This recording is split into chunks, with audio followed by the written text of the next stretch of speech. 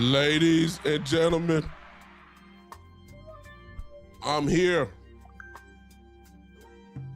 Feel like forever, but I'm in the building. What's going on? Welcome. I ain't gone nowhere. I've just been busy. But welcome once again to the one and only, the Big Time Show, as we gather here today to talk about, of course, you already know, the Dallas Cowboys and the potential drama that is slowly but surely going to unfold. It's been a minute. I apologize for not being with you guys earlier, but my son, as most of you know, had me pretty much going. And I just got back from Dallas, Texas.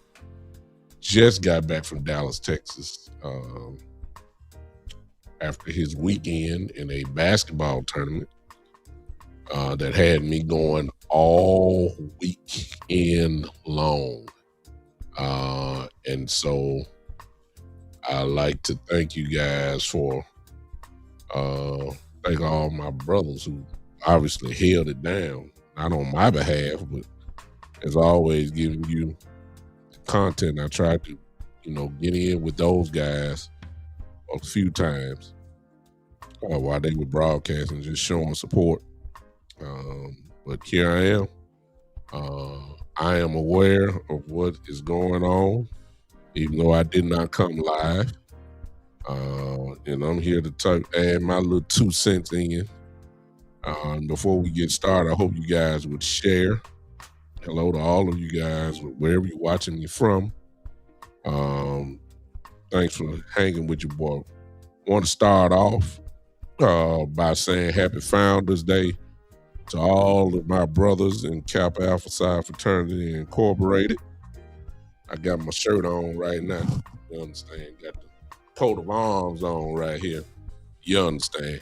It's a national holiday. The nukes are all over the world right now, and I'm quite sure in about another hour or two, the takeover of this country will be taken over by Kappa Alpha Psi. I'm quite sure there are so many celebrations that will be going on a little bit later this evening. It's going to be electrifying. That's how the nukes do it. That's how we do it. I ain't going nowhere. I'm too old. Got to go to work in the morning. My days are over with the celebration. I just say yo to all the nukes, and hope y'all guys have a wonderful time. It's a great day to be a member of Kappa Alpha Psi Fraternity Incorporated. Ain't no doubt about that. If you don't know about it, don't say nothing about it. If you know about it, got something to say, just keep it to yourself today. You'll be all right. You understand? Your day, if you're part of a Greek letter organization, your day is coming. Today is not your day. Today is the nukes day. I just want to clarify that for all y'all came for Cowboy Talk. Welcome to a little Greek talk right now. It's not your day. It's our day. It's the news day. All you sororities, y'all, AKAs, Deltas, and Gamma, all y'all day coming. It's our day. You understand? All you for fraternity, Omega Psi Phi, Alpha Phi, Alpha, Iota, if there any. Where the Iota is it now? Anyway, all y'all, Sigmas, all y'all, it ain't your day. Step back. Just your day coming, okay? Your day coming, but it ain't today. It ain't today. It's the nukes day, and I'm quite sure the news. I'm quite sure your timelines have been flooded by all the fraternity brothers at Kappa Alpha Psi. So it ain't over. It's gonna be incredible tonight. So I just want to say all that. You understand? I want to say all that before I get started with the Cowboys. Happy Founders Day to all my brothers. I'm super excited. J5, my father, is a member of this fraternity. My father was initiated in 1970 in the Alpha Gamma chapter of Kappa Alpha Psi. That's Virginia Union University. And I've always wanted to be like my daddy. So I joined what I consider his fraternity. And I'm just grateful that I get to share another Founders Day with my daddy. My dad is still alive. And you probably tune in. If you don't tune in today, you'll tune in, probably watch the replay or something like that. So happy Founders Day, Daddy. Yo to the big nuke. All right. Now let's get to the Cowboy Talk, because y'all ain't come here for all that. Y'all didn't come here for all that. Y'all share if you don't mind. Let me speak to everybody. Terry, what's going on? Big Kern, what's up? Miss Verdi, how you doing? Andrew Maines, Matthew Collins, what's going on? Appreciate all you guys popping in. Y'all share, hit the like button for me, or the cash app. $, the Big Time Show. Everything is right there on the screen, on the ticker there for you. If you want to contribute that way, if you're on Facebook or YouTube, Facebook you can use the stars. If you're on YouTube, you can use the super chat button.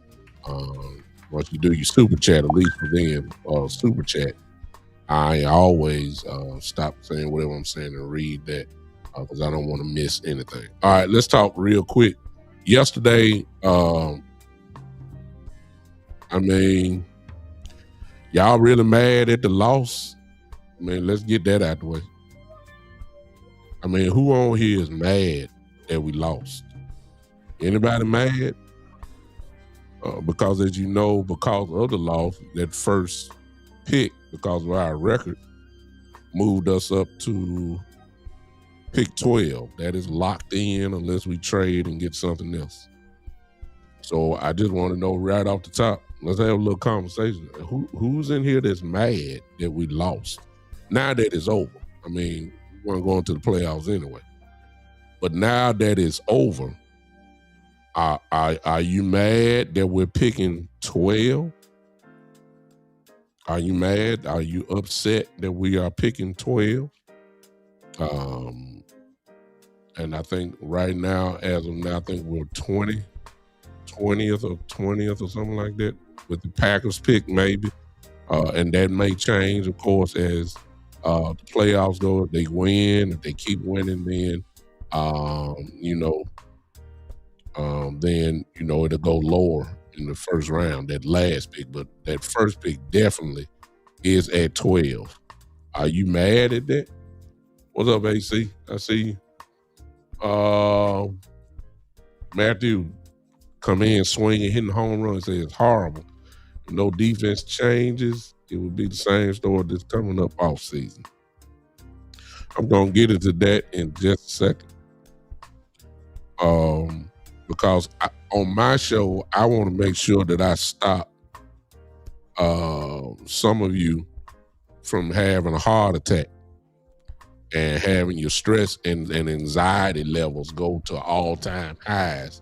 I got to try to help you, okay? That's my job because I've seen a lot of stuff already and folks are already falling into the trap. Already falling into the trap. Come on, Jerry. Come on, Jerry. Come on, Steven. Come on, Will McClay. Come on.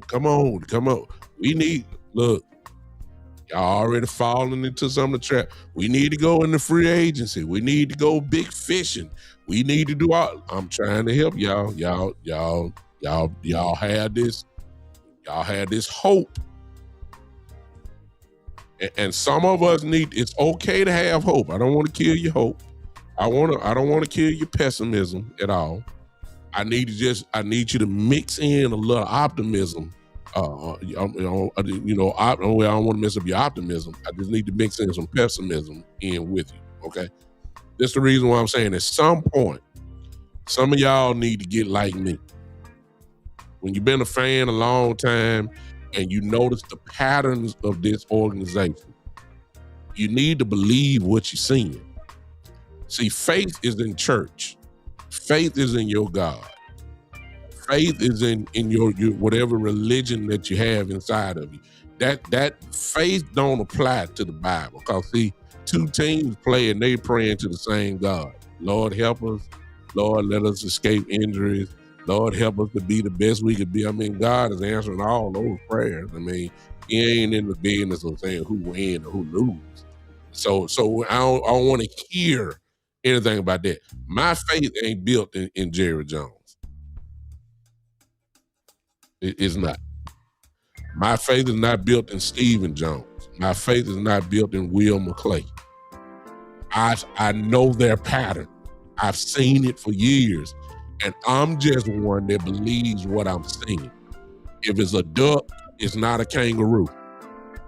It's a duck. You understand? If it's a duck, it is not frog.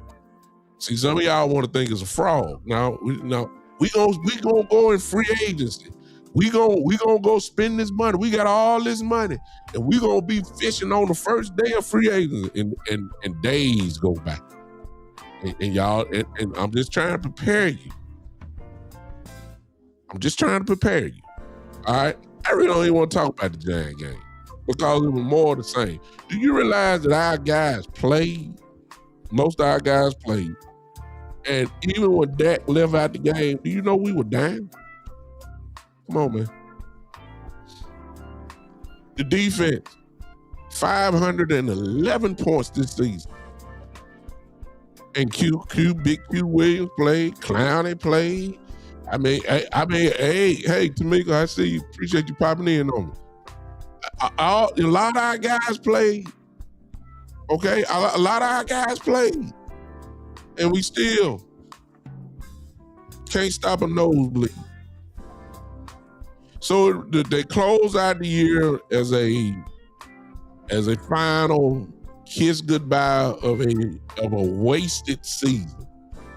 I really don't care about the win or the loss. I do care about how we look. I do care about that. I do care about that. Okay. Logan Wilson finally played. A lot of people jumping on him. I'm not gonna jump on him. The man got to get his rhythm in playing. If anybody, you'd be talking about, the linebacker that we got, Kenneth Murray. I mean, he horrible. Cornerback still getting lit up. Big play. Clowney is playing for a contract. He played extremely well. Clowney, I don't think will be here next year because I think he's played himself into some more money. I just think he has. I think there are going to be some teams that will want his service. I mean, he's very disruptive. He had a number of sacks, and he did all that coming off the couch. He ain't have an off season at all. I know, and he stayed healthy finally. I just think Klein has played himself into some money. I think the price tag is going to be too much, so I think that we're going to lose an edge on that. And kudos to Clowney. He went in and came in here and took care of his business as best as he could. And I believe that he's going to get a bump and raise. Whatever the Cowboys are paying him, I believe some team is going to pay him more. I just believe it. You can't blame Clowney. He's on the tail end of his career.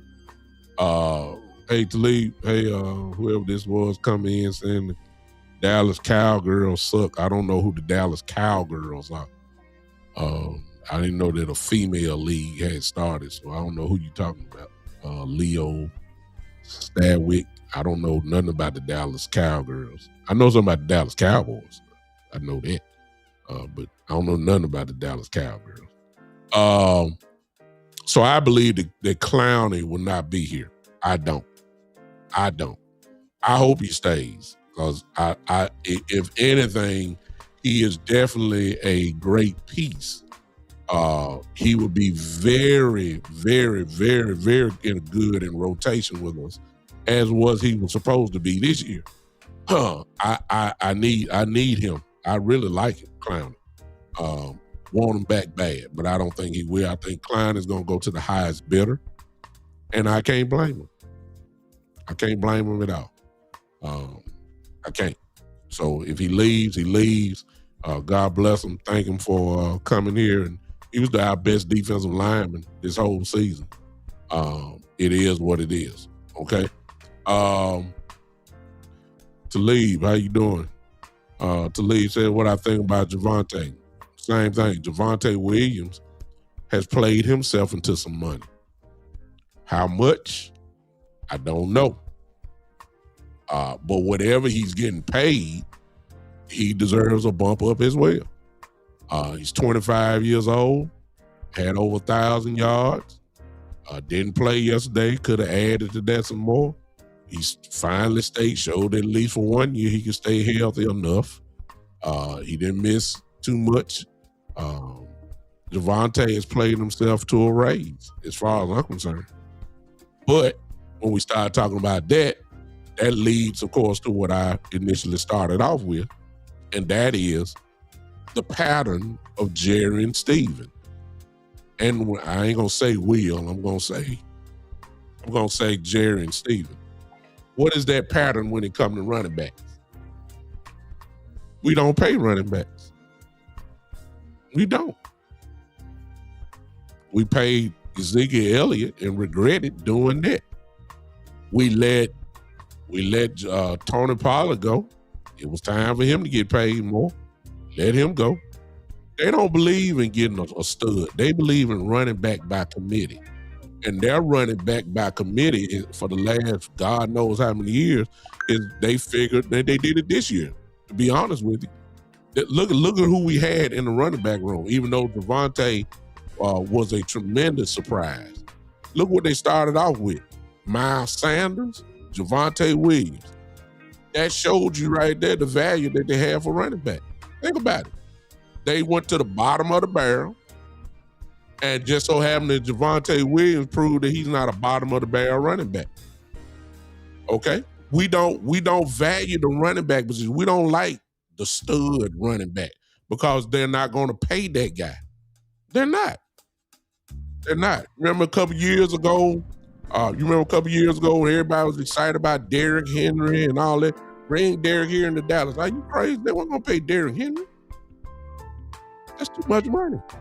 Even though it ain't about nothing. They weren't going to pay no running back no $8+ million. And if y'all thinking that that's going to be the way that they going to do it now, no. So Javonte Williams, I don't know how much Javonte was getting paid, but I don't know exactly how much. I don't know if that was incentive based. Did he get some extra money in his contract? I don't know all the full details. But Javonte probably can go in there and say, hey, I need about $4-5 million. Now you got to keep in mind, we didn't pay Rico last year. Y'all saw Rico did this year, right? And Rico didn't want nothing. We let Rico walk. Now all of a sudden, y'all want me to believe that you want me to believe that you want me to believe that all of a sudden now we're gonna pay Javonte Williams probably maybe $5 million, and let me go ahead and kill something else. All of you that got Breece Hall in y'all minds, forget it. See, Breece Hall is gonna come in demanding. He's gonna get 5+. He's gonna have teams that want him. So it's gonna be a bidding war for him. For all you, I would love to have Breece Hall, but we ain't gonna pay that type of money. So we would go draft a running back again before we pay somebody. I mean, all you gotta do is look at the running back room at the very beginning. What was it? Javonte, Miles Sanders, Jadon Blue, Phil Maffa, fullback name, whatever, Hunter Lemke. And then we finally let our guy out the practice squad. Malik finally played. But look how long we finally took it. I'm saying, yeah, but I saw it. Somebody said I'm pretty. Well, I'm a Kappa. You know what I'm saying? This Newt Day today, this Founders Day that we known as the pretty boys. I know they trying to be Andrew. I don't know what he. I already saw him. I ain't want to do it. You gave him attention, but I am a pretty boy. You know what I'm saying? I'm a Newt. Yeah. Anyway, but anyway, I don't know. I don't know whoever that asked me about. What's the thing? I think that was Talib. I don't know if we gonna. Javonte got the right to ask for more than $2 million now. I mean, come on now. I don't know.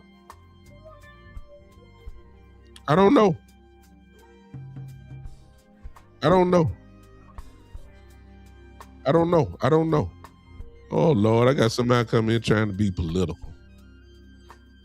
Boy, I tell you. Johnny, sir, this is a football podcast. You see what I'm saying? You coming in here and want to spread.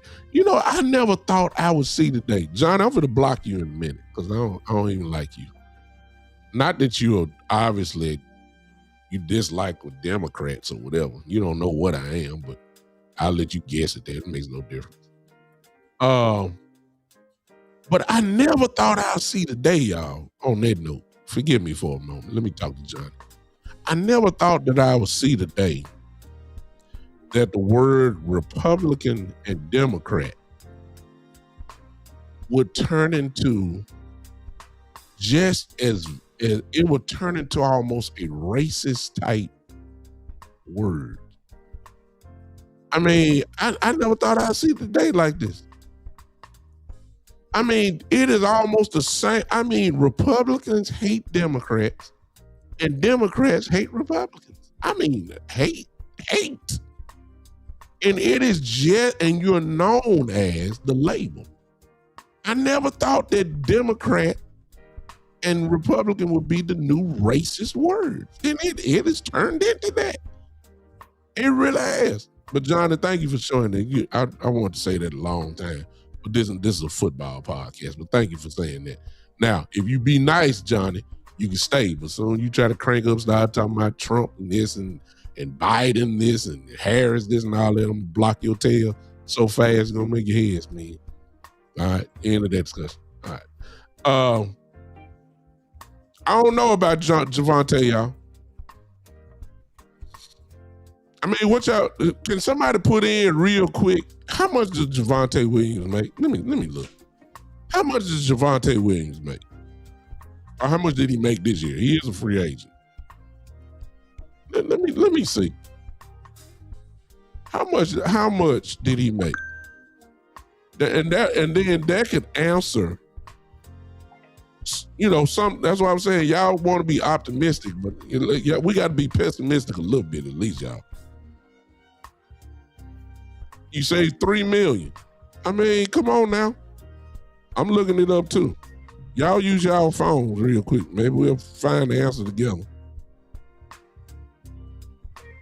And I don't know if he got incentives. Was it just a little bit more? Or was it just a flat out solid rate?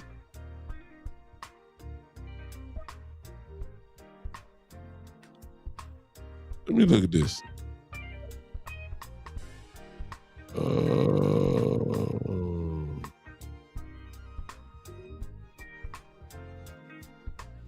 It was 3 million. 3 million. Okay. So I guess I ask y'all play GM real quick. Because Javonte is going to be a very interesting one. See, I don't know who his agent is, but he deserves a raise. I think everybody will agree with that. Okay? But how much? I don't think it's too much to ask for $5 million. I don't think so. But I'm saying that because you got to keep in mind last year we let Rico go for much less. Hello. And I see y'all saying we had money before. We could have signed Rico this year, but we wanted to be cheap. We wanted to go get guys who were regularly injured and let them strive to this. And then, of course, as history shows, once they get to a certain level, we let them go. We don't pay them. So I'm just saying, we could have. If you signed Javonte to 5, then why didn't we sign Rico, who would have been less last year? Okay, so if are you really believe? Forget all that. Do you really believe that Jerry is going to sign a running back to $5 to $6 million? And I need y'all to stop putting blinders on your eyes. I need you to think about the last 5-6 years. Think about the running backs that we've had that we let go because we didn't want to pay them. I'm just saying, do y'all really think that the Jones family is going to go against their philosophy when it comes to paying a running back for Javonte Williams? Or do they believe in their philosophy? Like, we can go get anybody, and if they stay healthy, they can get us 1,000 yards. Or let me play with y'all a little bit right here. How about this one? I'm just saying all this is on the table. I'm just throwing this out here. Let's say, for instance, at 12, because we're gonna get a real good football player at 12. It's gonna be a lot of choices there. I can tell you that right now. There's gonna be a lot of good choices there at 12. It's already gonna be nice because at the beginning of the draft, the Heisman Trophy winner was nowhere to be found in all the mock drafts. Nowhere. The kid from Oregon, Dante Moore, all of a sudden I'm hearing now is possibly the number 1 pick in the draft to the Raiders. Okay? If it's not him, it's the kid that won the Heisman from Indiana, Mendoza. Mendoza was nowhere near. They had him projected as a 4th, 5th round guy. Now he's top 3. So what that does, that pushes some of the players down. Okay? So now we're getting pushed down, and at 12, we're gonna have something. So let me fast forward. Let me ask you this. And I already know my answer, but I just want to see what y'all gonna say. And nobody's wrong. Based off of what you know about Jerry and Steven, I ain't talking about based off what you know and what you would do. I need you to jump into the jump into the shoes of Jerry and Steven. Based off of what they usually do, what if, and this will go against their philosophy too, but what if they really are taking best player on the board? What if Jeremiah Love is sitting right there at 12 and he's the highest rated player on your board? And if you don't know who Jeremiah Love is, that's the running back from Notre Dame. What if he's right there? Do you take Jeremiah Love? If you've taken care of your business in free agency and you go into the draft and you are really, you really can, draft best player available. What if that dude is at 12? I'm just saying, he's your best player rated so far. Everybody gone. Jeremiah Love is there. Do you take running back at 12? Matthew says, no way. I'm not taking the running back at 12. And right then and there, Miss Verdi pop in and say, yes, you take him. See what I'm saying? Okay, if you get Jeremiah Love at 12, the running back, okay. You get a guy for 5 years on a rookie contract. I'm just saying, yeah, he a rookie. And yeah, he's pretty good. But that's Notre Dame. That's the NFL. Can he pass block? All that type of stuff. I'm just saying, what if Jeremiah Love, see, the Cowboys don't necessarily say, no, we ain't drafting him now because we don't need a running back. They draft whoever the highest player on the board. I ain't saying they draft, I'm saying if Jeremiah Love deserves to be the highest guy on the board at that particular time, they may not draft him, but that don't mean he's not number 1 on their board. I'm just saying. I mean, that all this got to be thought about. I personally wouldn't take running back at 12. I wouldn't. Miss Verdi said you take him. I don't think it's a downside if you do take him, unless he's, doesn't play well. He definitely will help your offense out. He's a home run hitter. Y'all seen some of these tape already, I'm quite sure. He's a pretty good running back. He deserves first round, acknowledgement. I'm just saying. And he's going to be ranked up there as one of the best players in the draft. And the Cowboys are drafting pretty high. I'm just saying. Some of y'all going to be talking about BPA, best player available. Okay, what if Jeremiah Love is the best player available at 12? You going to change your thought process up there? I'm just saying. All right. Now, but that's a real good discussion there. I wouldn't be surprised if other teams are going to bid for Javonte Williams as well. I'm serious. We can't be the only team that like Javonte Williams. I'm just saying. And just like Rico, Carolina Panthers offered a lot of more money. And, well, I ain't going to say a lot more, but he went on to greener pasture with Carolina. Why wouldn't Javonte do that? I'm just saying. Hey to all y'all on TikTok. I apologize for not saying something to y'all.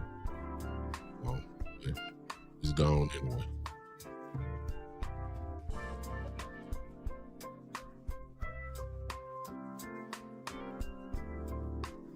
Oh, okay. Frederick. See, the Cowboys, thank you, Frederick. Just in case, this is Spider Track, and they pretty much, Spider Track, this is the organization that does contracts. That's what you look to as well. Dallas ain't finna pay that. For those that look at Spider Track, look at that. Look at that. That's what they're projecting Javonte Williams to get paid. Y'all know Jerry ain't paying. Look, he would have to change his whole philosophy. Y'all know Jerry ain't paying that, y'all. We done let better running backs go for less. Look at that. 3 years, $22 million, that's 7 years, $7 million a year. Come on, it's a little bit over $7 million a year. Come on now. Y'all, this Jerry Jones, Jerry and Steven would have to do stuff differently in order for me to believe it. So when it comes to Javonte, if that is the case, there will probably, I don't know, there might be a team that may not pay that, but it will be just a little bit less.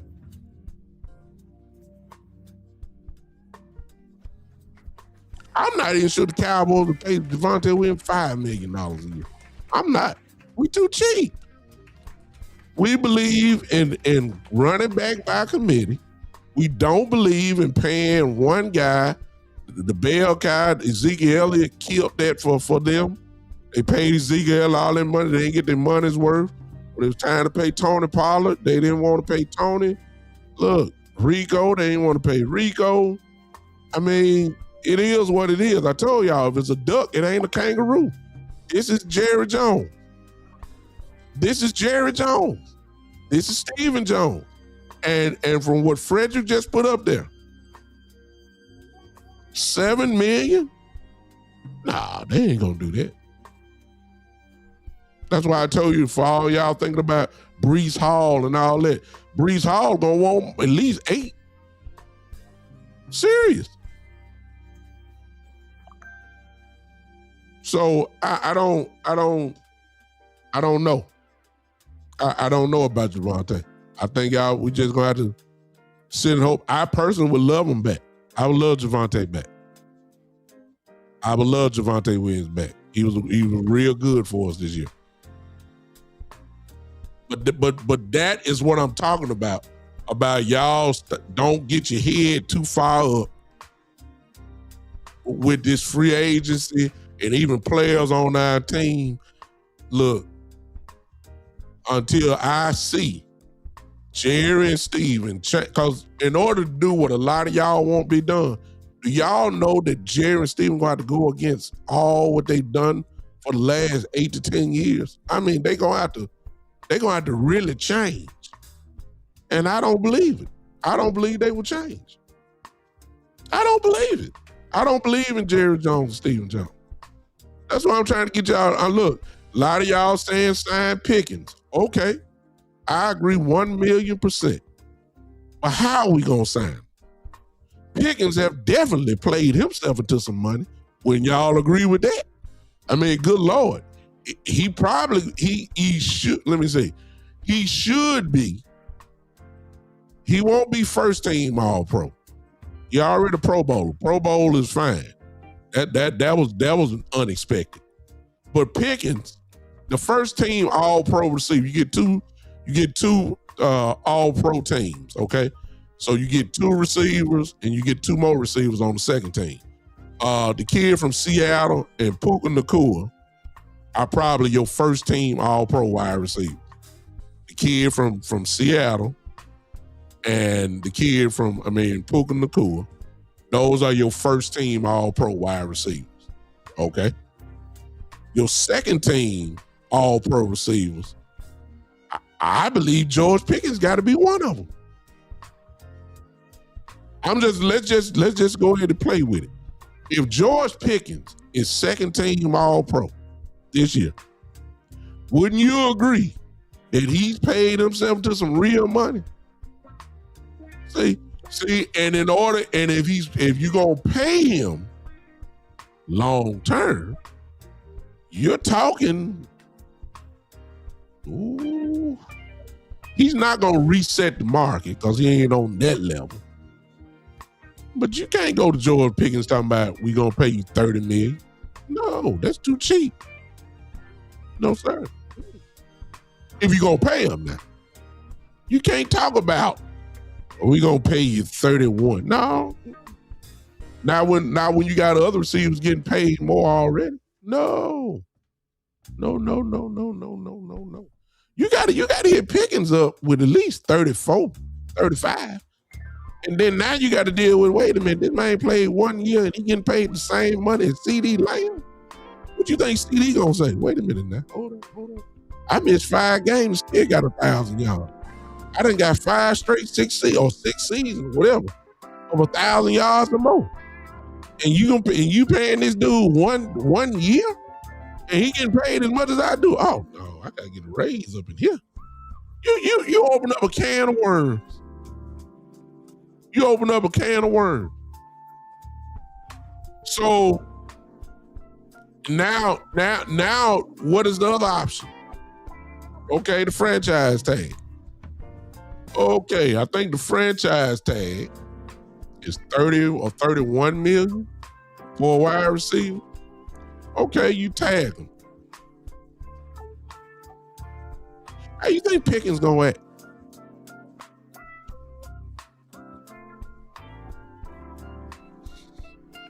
How you think Pickens gonna really act?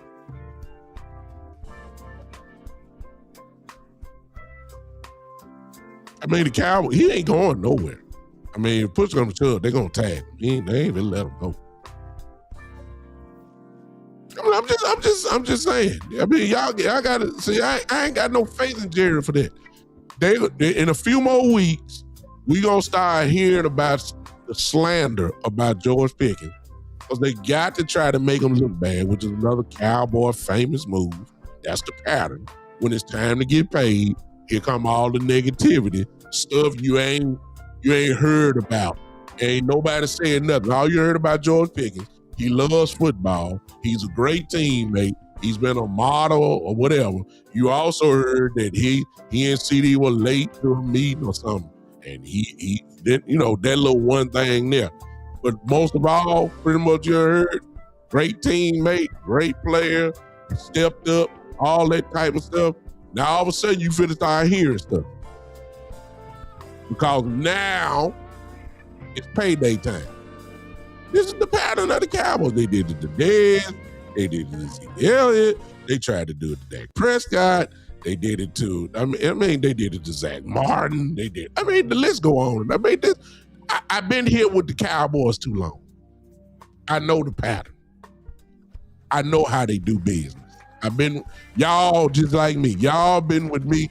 Y'all been with me for all these couple years, and y'all been Cowboy fans. Y'all know what's getting ready to happen. They finna start talking bad about, they finna start slandering George Pickens. They gonna try to nitpick and find something about Javonte Williams. They finna do all that. Okay? Y'all know what's finna happen. So if you tag him, now if you tag him, now you got to worry about I'm not saying George is going to act up. I'm not saying that. I'm not saying he's going to hold out. I'm not saying that. But what I am saying is, traditionally, unless your name is Kirk Cousins, most guys don't like playing on the tag. Unless you're a quarterback. Most other people don't like playing on the tag. They don't. And Pickens, you know, you can just tell by his bravado, he thinks he's one of the best, and he is.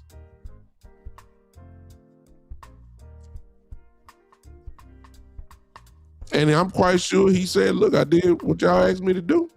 All right, I did it. Y'all pay me. I went far and above than what y'all thought I was going to do. I ain't just talking about behavior-wise. I'm talking about production on the field. He's done all well beyond.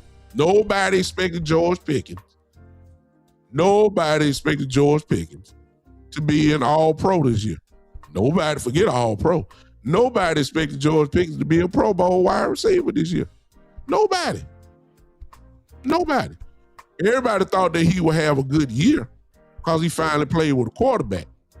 But nobody thought that this dude was going to do what he did this year. Nobody. I didn't. I'm just saying.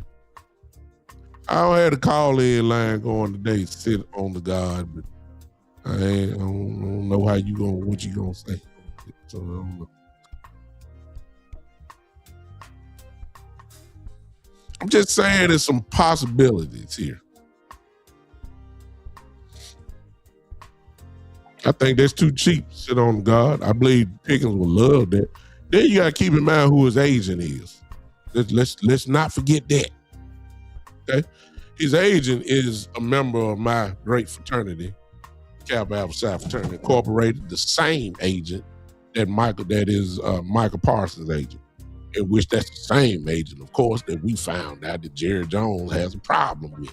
Well, guess what? You got to talk to that same agent this year. Because Pickens already kind of set it up already. They asked him about it. If y'all didn't hear the interview, Pickens said, I'll let my agent handle all of it.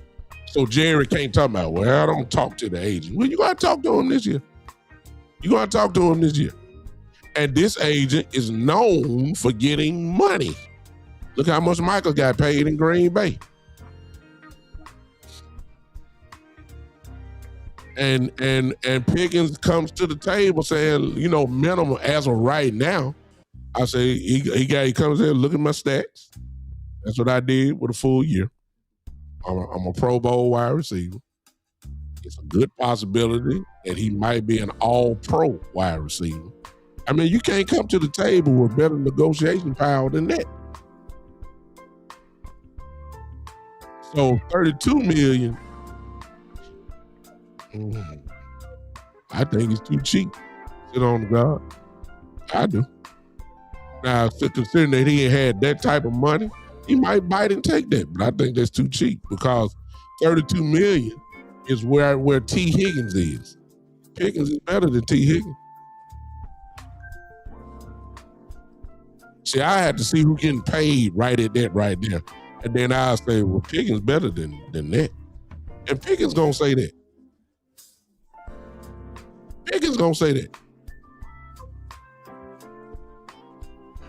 And for those that are saying that we can franchise him, cool.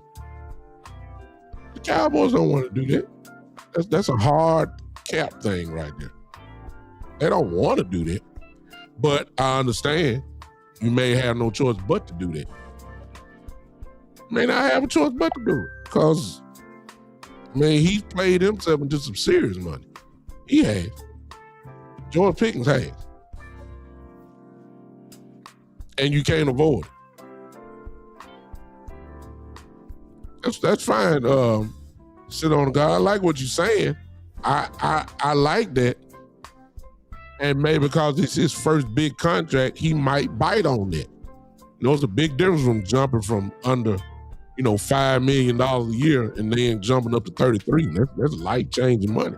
He might bite on that. I mean, I don't know his financial situation. I don't know his desperation. I don't know.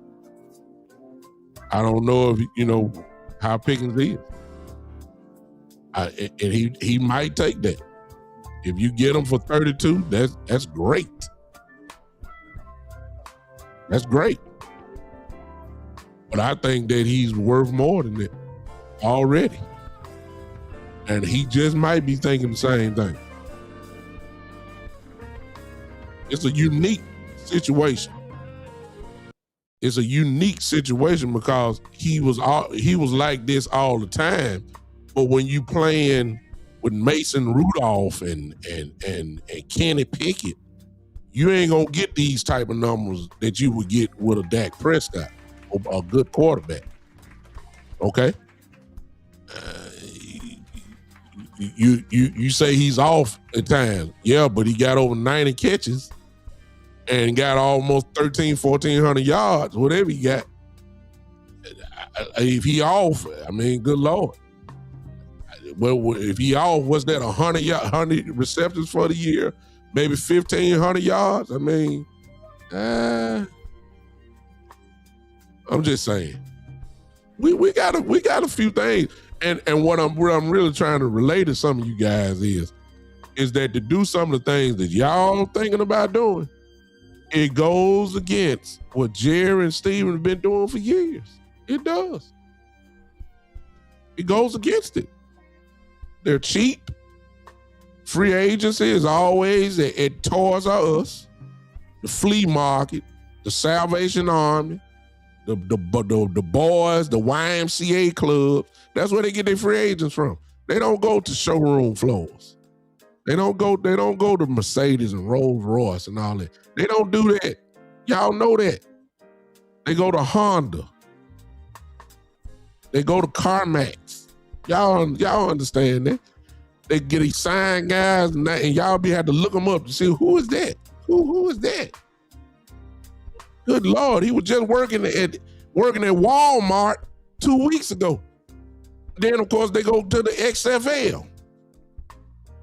This is where we get our free agents from. We don't do the big. We don't go big game fishing. We don't. Now, we will re-sign our players. We do that. And I will give them credit for that. Okay? We do re-sign our players. See, y'all talking about spending money. Let's get first things done first. All right? Y'all want a step-by-step thing? Number one. Eberflus need to be gone. I don't know why they talking about it's gonna take 10 to 12 days to evaluate things. I know they're doing player exit interviews right now. Then they'll go to coaches. Look, y'all should have left Eberflus right there in New York City. Then he let him take a shower. Just give him his papers right there. Let him go on. We ain't gotta wait no 10, 12 days. Reason why is because see, some of y'all, again, got y'all head in the sky because y'all want the thing so bad. But again, I want it too, but I know who my owner is. I know who my general manager is. I know who his son is. All right? Y'all want Brian Flores. Do y'all understand that Brian Flores is going to be approached by many teams? And I think he's getting paid $3 million, and there's no salary cap on coaches. But how much is Schottenheimer getting paid? Let's start there. You really, because see, in order to get a Brian Flores to leave Minnesota, I think he's getting paid $3 million. How much is Schottenheimer getting paid? $4 million? Which is a possibility to get him here, Flores. You probably are going to have to pay him more than your head coach. Y'all really believe Jerry's going to do that? Come on now. Flores ain't leaving Minnesota for the same pay. And then keep in mind, we're not going to be the only team that's going to be knocking at his door. So therefore, it becomes a bidding war.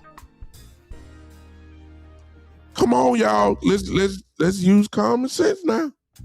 Y'all know Florida's gonna get paid at least $5 million. Sit on God and say we will pay him the same as Shotty. I don't think so. I don't know what Shot now is getting paid. Y'all tell me how much he getting paid, then I'll say, okay, that sound about right.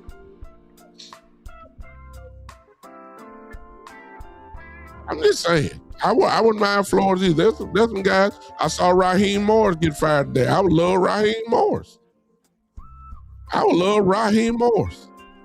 Just in case y'all know, he's Atlanta's head coach that got fired today.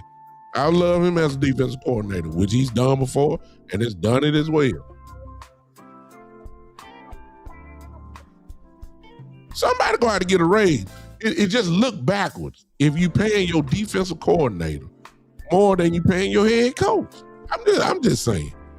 It don't look right to me. It don't look right to me. And because they're cheap, even they're paying the head coach. Now you want a big name, like Coach Breedlove just said. Now you want a big name, and you want to go get a guy. Let's just say Flores. Okay, you go get Flores. Okay, Flores ain't coming in for no $3 million. What they be getting paid in Minnesota? He's gonna want a raise. It's gonna take a raise to get him here. Some of y'all want Todd Bowles. Todd Bowles just left Tampa as a head coach. He's still the head coach. He ain't got fired yet, but I'm saying if he becomes available, and some of y'all say, well, we'll take Todd Bowles. What do you think Todd gonna get paid? We gotta use common sense, y'all. Gotta use common sense now. See, that's that optimistic cowboy reach for the sky mentality that y'all know ain't gonna happen. I'm trying to keep y'all blood pressure down. I'm trying. Some of y'all don't want to go there. Some of y'all reaching for the sky and y'all ain't thinking about the details. I get it, ain't no salary cap on coaches, sit on God. But at some point, it's going to look backwards if you're paying your defensive coordinator more than what you're paying your head coach. It just don't look right. That is going to cause some drama in the building. It may not be in the press, but come on now. And I don't think Shotty is getting paid $5 million. I don't think Shotty's getting paid $5 million a year. I may be wrong, but you just can't. Why you think Shotty gonna be? He ain't gonna never get in on the microphone and gonna poke his lip out. He's gonna say, "Here you get paid," but y'all know Shotty better than that. I agree. Now, if you telling me, sit on the guard that you bump up Shotty's salary, then I'm with you. But what if you don't? You gonna really bring in a coordinator and pay him more than your head coach? That ain't gonna work. That's not. The Shotty's got too much class, too much media savvy to put that out there like that. He wouldn't do it like I'm saying it now. But you know Shotty wasn't like that, man. No coach would like that. No head coach would like a coordinator coming in making more than him. Come on now. That's just common sense. And the names that y'all calling out are gonna want minimum $5 million. At least that's what I think. So that's another whole issue within itself. Now, let's get to and on this show, I fast forward now. We're gonna be doing mock drafts. We're gonna be doing player breakdowns as we know where we're drafting at, and all that type of stuff. Let me ask y'all this, y'all. Okay, Joe, thank you, Joe. Joe said he's almost making $5 million. Okay, now that changes things a little bit. If Shotty is getting paid $5, let's just say he is getting $5. Okay, I believe you might can go with Flores and say any scheme is better than what we got, Shane. And once you see Brian Flores, we more of a man. He's more of a man corner type guy. Of course, he got a great safety in Harrison Smith from Minnesota, who's older, but he still has range and can play. He's more of a man. He's a multi type guy. He's just not a steady cover 2, cover 3 zone guy like Eberflus was, and no man. Flores' reputation as a defensive coordinator is well known, so he's better than Eberflus. Put it that way. And keep in mind, all we needed this year was a defense that probably ranked in the top somewhere between 15 and 20, 15 and 21, and we would have won at least 4 or 5 more games. But this offense that we had this year, we ain't asking for the number 1 offense. We just ask for a defense that won't give up goddamn 31 points a game. 32, whatever the final stat is. That's all we asking for. You ain't had to be the number 1 defense. You could have been the middle of the pack defense. We'd be getting ready for the playoffs right now. Flores can get you that. Give me this same offense with a better defensive coordinator. We're in the playoffs right now. It ain't no question. Y'all know that. But anyway, let's get back. We're drafting 12 for sure. I just want to get a good read on some of y'all. Some of y'all been following me for a long time. I appreciate everybody. Everybody hit the like button for me, if you don't mind. We're supposedly drafting at 12. Y'all want to trade down? I just want to see. I just want to see where you at.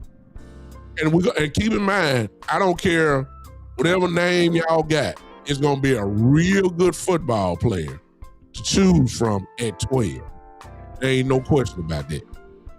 You'll have your rush, your edge, you'll have your linebacker, you might have your safety there, you might have another offensive lineman there.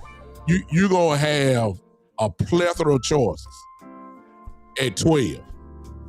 Okay? Do you want to trade down? Because there are going to be some teams that are going to call the Cowboys. Especially since we got that second pick in the first round. There are going to be some teams that are going to call, look, you don't think the Cowboys would, and keeping this in mind, y'all, we don't have a pick in the 3rd round. Oh, excuse me. We don't have a pick in the 2nd round and 3rd round this year. Please keep that in mind. Y'all hear what I just said? We don't have a pick in the 2nd round, and we don't have a pick in the 3rd round. This coming up season draft. Now I'm gonna ask you again. You don't think the Cowboys would entertain trading down from at least 12 to maybe 15, 16 maybe, just to pick up a 2nd or 4th, and even at 15 and 16, still gonna get a good player. May not be the name that y'all want, but there's gonna be some guys right there. And you picked up your 2nd round pick, and it's gonna cost you to get to 12. It's gonna cost you. And I ain't talking about just a 1 pick for another pick. You got to give me multiple for that. And the Cowboys, again, I'm saying they do not have a pick in the 2nd or the 3rd round. I'm just giving y'all the facts. And if you talking about we need help, then the Cowboys, not your way, but the Jerry Jones and Stephen Jones way of thinking is, let's fill in. Their philosophy is theirs is to build in the draft, not through free agency. Their idea of free agency is on day 12 of free agency, and it's guys' names that you've never heard, and it's guys that are considered the middle or lower part of the free agency tree. That's just how we do it, and we build through the draft. I'm just, y'all act like this. I don't know what I'm talking about. Y'all know I'm telling the truth. And Jerry's philosophy, he just said this last year, y'all. He said it this year too. Why would I spend X amount of dollars on one player when I can get 4 or 5 guys at the same price? Didn't Jerry Jones say that, y'all? Didn't Jerry Jones say that? You think that philosophy has changed? Really? Let me say it one more time. Why would I pay X amount of dollars for one player? And he was speaking to Michael Parsons at the time. And he said, when I could get 3 to 4 players at the same price that I would pay that one guy. Said it this season.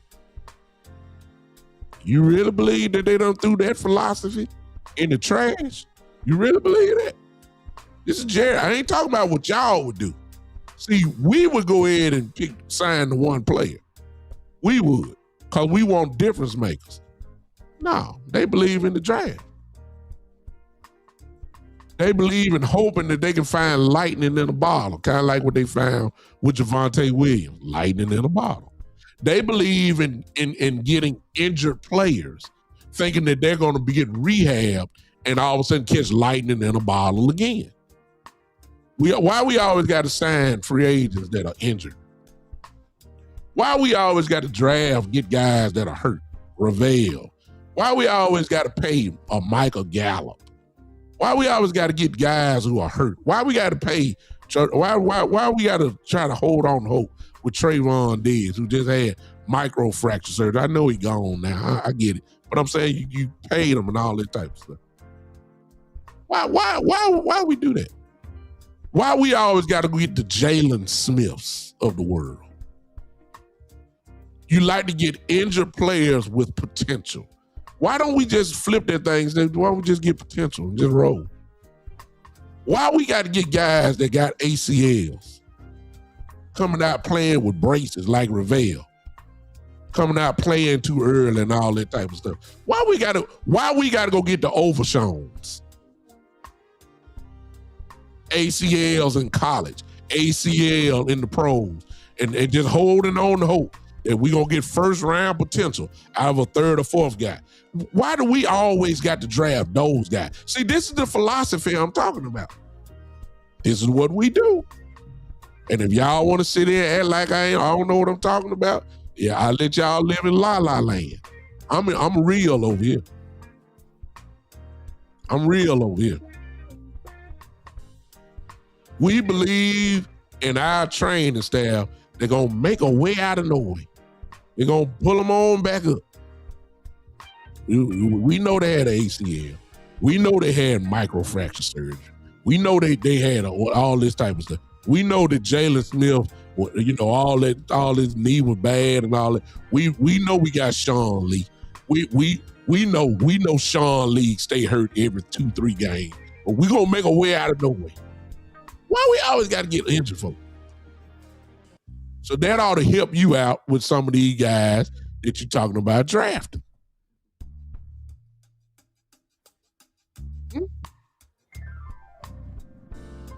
I'm just saying. Appreciate you, man. Appreciate you, Duval. But traditionally, Williams sit on the guard. I don't count Pickens. I look at Javonte Williams. Javonte Williams is a person that the Cowboys traditionally would go after. What is he? Injured. He was hurt in Denver. He's only 25 right now. He was hurt in Denver, coming off an ACL.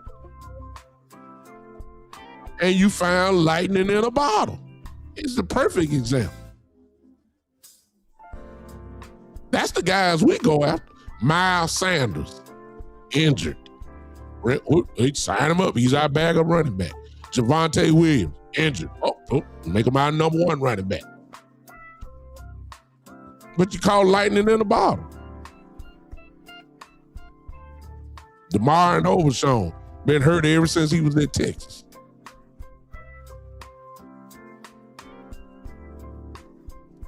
instead of going to, give me something fresh. I don't want red shirt years. See, Siobhan Rivell is not his fault. He should have been out there playing. He shouldn't have been playing. He wasn't right. He should have just sat out the whole year.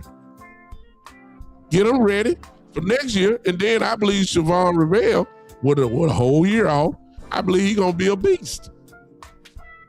I do.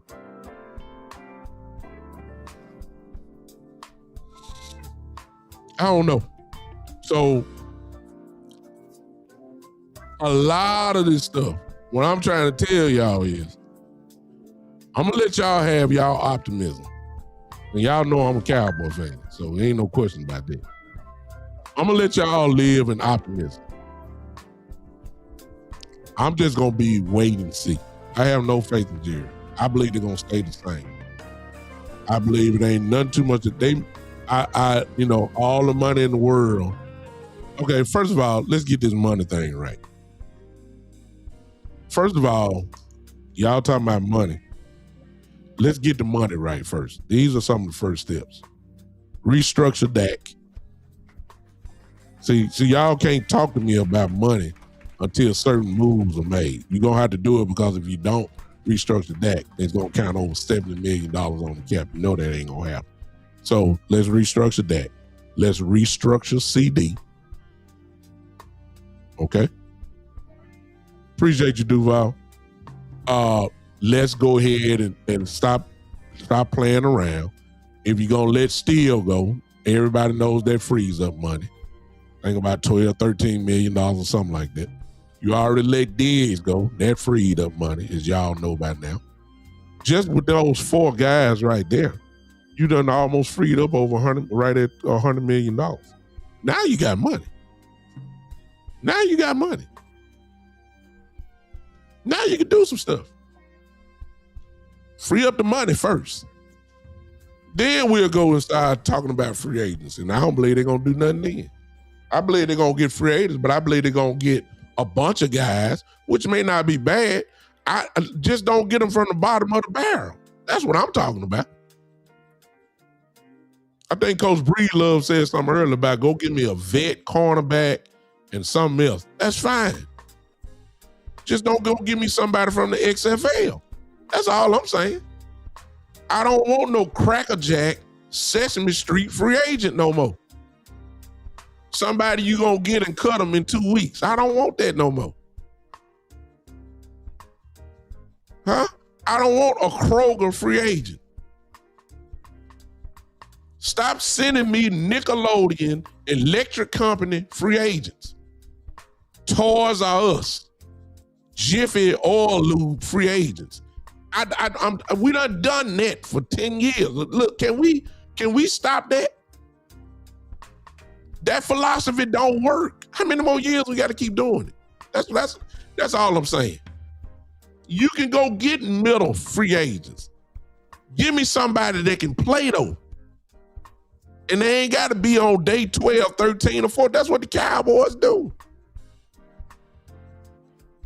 Lining up guys on Sundays that just came out the practice squad. Because other than your front runner 2 cornerbacks, everybody else is a practice squad cornerback. Give me a break.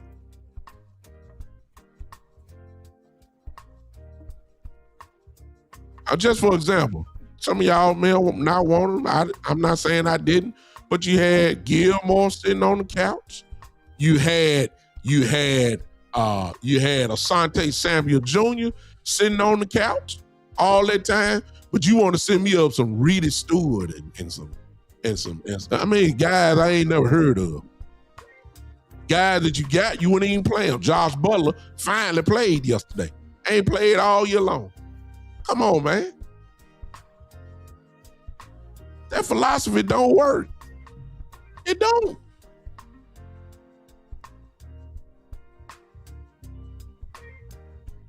Appreciate you, Duval. I'm just saying. The philosophy of Jerry and Steve, soon as they look themselves in the mirror and say, okay, we tried this for a while. We got to do something different. Especially if you're talking about Dak Prescott window and you ain't got much time, your way of doing this, all this experiment, draft and develop, it just ain't gonna get it done. Dak ain't got time to wait 3-4 years for the rookies to get good. No, we don't have time for that. We don't. Not now. Not now. I need some day one, plug in, immediate impact guys that's going to come in and make a difference from day one. Even if that means, if you're talking about drafting, I need that first round pick to be a day one starter. Hello. I ain't got time. Hey, look, I'm sorry. If he was awesome in college, put him out there. Like for instance, y'all want to know who I want? I want Bain from Miami. That's who I want. I want Bain. And I got dreams of thinking of Bain, Osa, Kenny Clark, and Williams on my front four, and maybe Clowney on the same on that. Listen to me. If I got Bain, Clowney, Osa, Quinn Williams, and who else I just got? Osa and Kenny Clark. That's my 5-man front. Oh, I'm ready to play football. And I'll let Bain figure that thing out. I think Bain is ready to play day one. If y'all don't know who Bain is, please look at him. Miami's defensive end. Incredible player. Plug him in. That's the kind of impact I'm need. I ain't brought up Izaraku. I'm just saying. If you want to go Izaraku on the other side with Bain, I'll take that too. I'm just telling you. I want immediate impact. Some of y'all talking about Sonny Styles. Okay, if Sonny Styles, the linebacker from Ohio State, is there, guess what? Day one. I need impact. Some of y'all want Caleb Downs. Okay, if you talking about Caleb Downs, day one start. I ain't got time for experimenting and being faithful to contracts. When we paid Donovan Wilson, we paid Malik Hooker. Man, forget that. If Caleb Downs is the man, let him start. Let them come off the bench. We done tried Donovan Wilson, Malik Hooker. It don't work. Somebody got to tell the truth now. Somebody got to look in the mirror and say, okay, we tried it this way. We tried the draft and development. Okay, it didn't get us nowhere. We've been out the playoffs the last 2 years. We got this world-class offense, top-level offense, and the defense is just like this. Then you need to look at the defense and say, okay, you're not playing well. You need to come off and sit on the bench. I don't care if you pay them. See, this is the best players play on the field. See? I don't care who else y'all like. Avery or Reese. And you know some of these guys will be gone. If it's Reese, look, play day one. I don't have time for depth. I don't have time for depth. Congratulations, music come. Y'all Giants beat us. Good job. All right. There you go. We do free agents for depth, not impact. We do free agents for depth. I don't want depth. I want impact. Then give me some depth. See, this is the philosophy they got to change. If the Jones gonna do the same thing like we've been doing, then we're gonna be in the same boat next year, y'all. Y'all know what the definition of insanity is, right? Y'all know it. I know. No.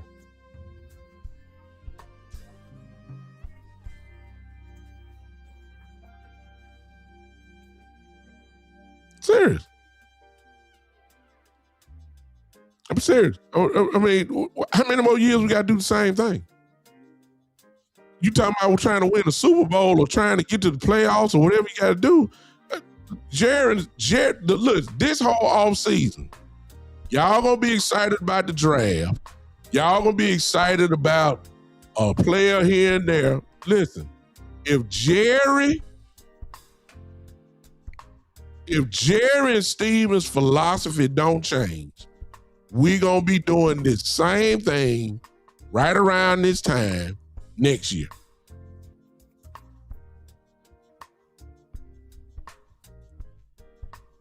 And unless I see it, I ain't gonna get hype over nothing.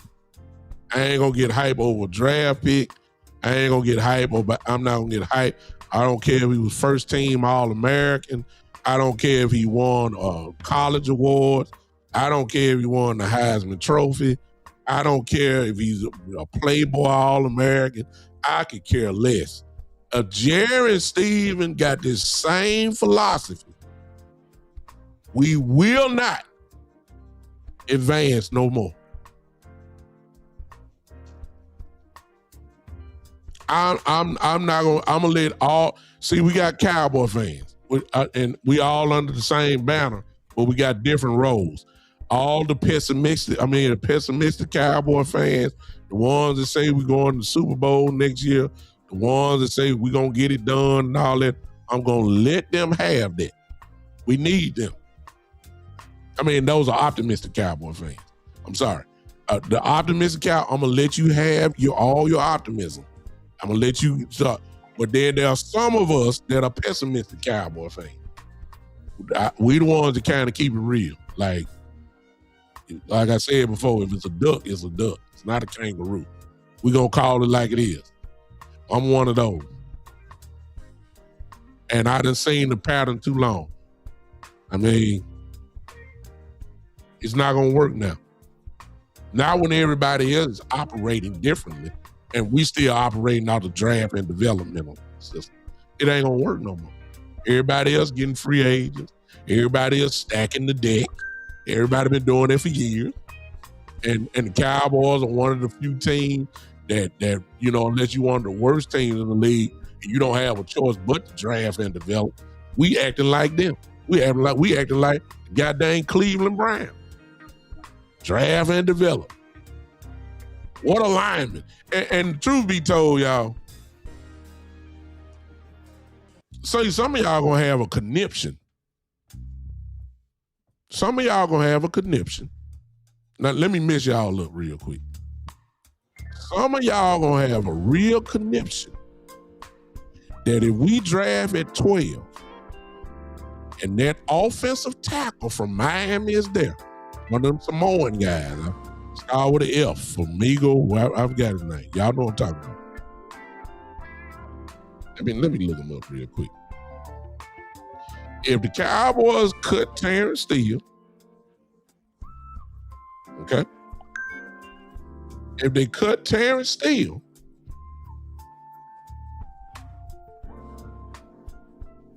and at 12, of that kid from Miami, that offensive tackle is going to be there. See, y'all ain't going to like what I'm about to say now.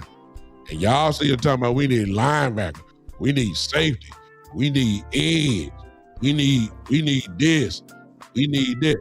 Yeah, we sure do. Yeah, we do. We do. Y'all gonna be sick as all outdoors if the Cowboys with the 12th pick this guy right here. Francis Magoa. Y'all check him out from Miami. The offensive tackle. 6'3", 6'4", 315 is a monster. First team All-American. Awesome offensive tackle. And y'all gonna be mad as all outdoors if they say with the 12th pick of the draft, the Dallas Cowboys select offensive tackle Francis Magoa. Y'all gonna be mad. Ooh, y'all gonna be mad. Y'all gonna be mad. And I'm telling y'all, I believe that's in play. I believe that's in play. I really do. I believe that's in play. Let me show y'all again. Don't worry about it, because on this show, I'm gonna pull them up and let y'all see some videos and all that type of stuff on dude. Francis Magoa. Francis Magoa from Miami. And you know how much the Cowboys love drafting the offensive lineman in the first round. Hello. It's kind of like the same thing they always do, right? Okay. How y'all gonna feel about that? Knowing we need defense, but yet they solidify the offensive line.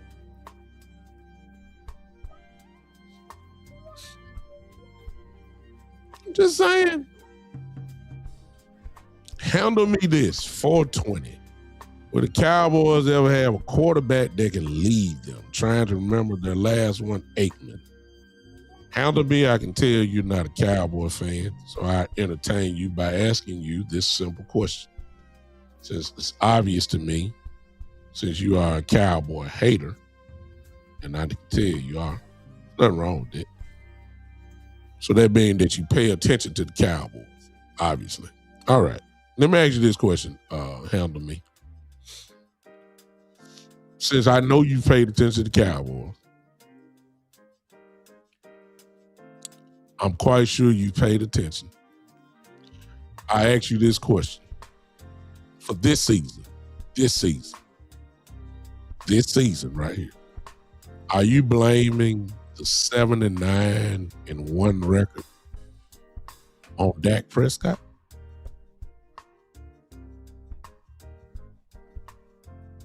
I'm not going to add anything to that. Okay, I got you. Handle me, hater. If I misjudge you, I'm sorry, but I like to answer that. You to answer that one. Is it Dak Prescott? The reason why it's 7-9? Is it Dak Prescott? Was it Dak Prescott's fault this year? I mean, really? Was it Dak?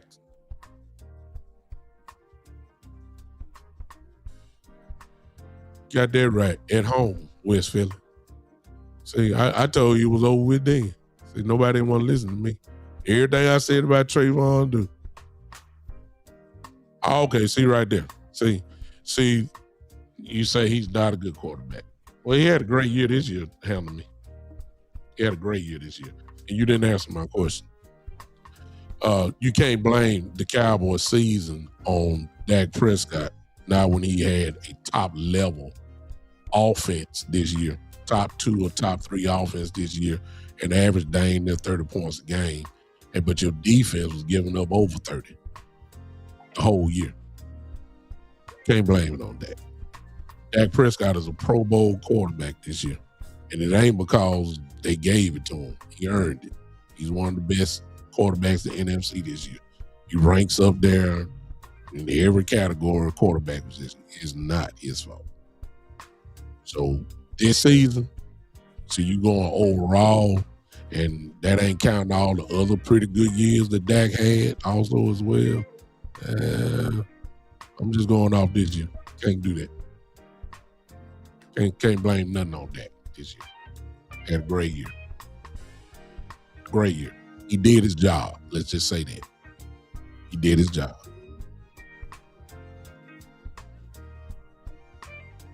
I mean, again, did you see my defense this year handle me? It's 420. See, you can't. You're not doing a nowhere near fair evaluation of the season if you just had partial responsibility and you're trying to point the finger to Dak. No. Yeah, on field, yeah, okay.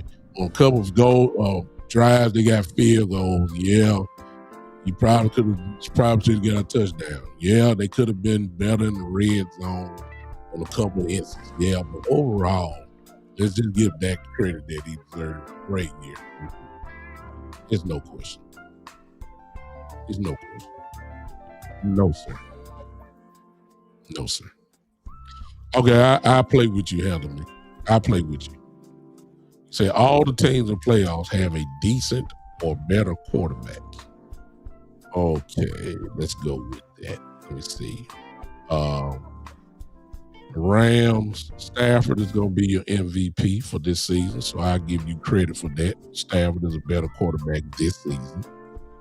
2, the 49ers are going to make it. Purdy, They're about even to me. But, you may think Purdy's better, so I'll go with that. Seattle, the day that I say Sam Darnold is better than Dak Prescott is the day I start watching football. He had a good year. I don't think that he didn't play the quarterback position better than Dak this year. So I'm not gonna give you that. Right now, I just go Stafford. That's just the 3 teams in NFC West that made the playoffs. Caleb Williams is not better than Dak Prescott from Chicago Bears. I don't want to hear that. So I'm not giving you that. Who else made that division? Made it? Is it Chicago? And that's it. Detroit didn't make it. Okay, that's it. Chicago, the NFC South. Bryce Young, please. I'm not even for them entertain that. He's not better than that. 6. And I'm missing somebody. I'm missing somebody. 1, 2, 3, 4, 5. Who else made it? So let me go down. Okay.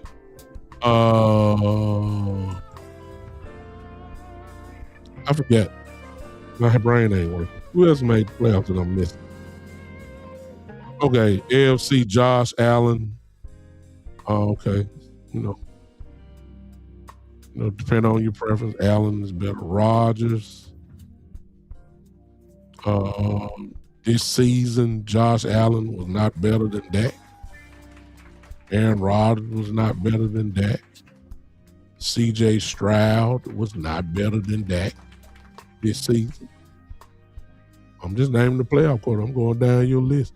Oh, Jalen Hurts. I'm sorry. Jalen Hurts definitely was not better than Dak this season. Jordan Love was not better than Dak this season. See, the teams I'm calling had defenses. Hello. See, you don't want to count that in because, see, some of these names you're going to say, he's better than Dak. No, he wasn't this year. They just had better defenses. C.J. Stroud ain't done nothing, but he got the number 1 defensive league in Houston. And Houston only giving up, 15, 16 points a game? Come on now. I'm just going down your list. Justin Herbert was not better than Dak Prescott this season. Trevor Lawrence was not better than Dak Prescott this season. I'm just saying. See, you take a team. If you want to go individual, then what I just said, I only gave you maybe 2 guys that maybe probably played better than Dak this season. That's it. I just went down all your playoff quarterbacks. I'm just telling you. Just true. It's not Dak Prescott's fault this year. No way. No ifs, ands, or buts about it. Just true. All right. Y'all didn't answer. Yeah, Matthew said Matthew Stafford was the only one. I mean, I'm just telling you the truth. This season, there ain't been too many quarterbacks who played the position better than Dak Prescott this year. It's just the truth. You didn't have a defense. All these playoff teams, once you go down the list, maybe with the exception of maybe Buffalo. Buffalo is not known for a lot of defense. Let me see. The Rams have a pretty good defense. The 49ers' young defense is pretty good. Seattle is the number 1 defense in the league, I believe, this year with Darnold. Caleb Williams, Chicago, and Caleb Williams have a tremendous running game in Chicago and a pretty good defense. Bryce Young, I mean, Carolina's defense was good enough at 8-9 to win their division. And that really ain't saying nothing, but 8-9 won their division. So Jalen Hurts, Philadelphia defense is good. Jordan Love, the Packers, pretty much for the year. Defense was real good. Aaron Rodgers, the Steelers defense is always going to be battled, gritty. They're going to be pretty good. Houston Texans defense is outstanding. Justin Herbert, the Chargers defense is pretty good. And Jacksonville defense is pretty good with Trevor Lawrence. So you ain't had to be just great. You just had to be more than serviceable. And I'm not going to disrespect these quarterbacks by saying they're just decent. No, they're pretty good quarterbacks. You just ain't paying the quarterback position better than Dak this year. Dak had to score 30. He would have a chance to win it. Because his defense was going to give up 32. I ain't lying. How many times did we give up about 30 points this year? 8 or 9 games? Are you kidding me?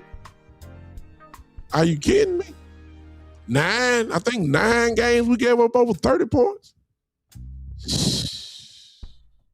Man, please. Y'all, I don't want to hear nothing about Dak Prescott. Y'all, I let y'all haters just keep hating. Dak Prescott played great football this year. It just ain't no question about that. I let y'all have it. All right. Back to what I was saying though. Don't be surprised in the draft if we don't pick an offensive tackle. Because you know Schottenheimer like winning in the trenches, right? Right? That's why we got Booker. Y'all thought we was going to get Matthew Golden and Ted from Arizona, the wide receiver from Carolina now. Y'all thought we were going to get that. They missed some of y'all. Look, we got Booker from Alabama. I'm telling y'all, don't be surprised. With that 12th pick, you're going to pick the offensive tackle. Y'all know we love drafting linemen.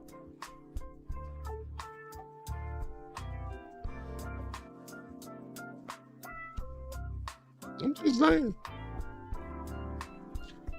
Big bro, you say y'all find any excuse for Dak. I'm from Dallas. Dak gotta go.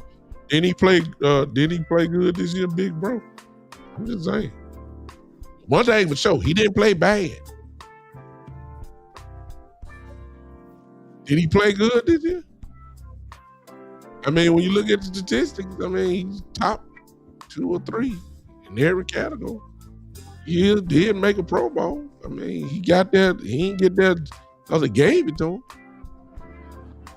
I mean, I'm just calling it like it is. And y'all keep hating all you want. Dak Prescott played the quarterback position quite well this year. And he had to. I don't know, Leo the Greek. How many did he not show up? I got a better question than that. How many games did my defense show up? You tell me. If Dak scored 30, but my defense give up 35, what can Dak do? What, Dak got to go play cornerback too? Dak got to play linebacker? Dak got to go rush the passer? You blaming Dak for the defense getting annihilated every week? For real? We the last ranked defense in the league.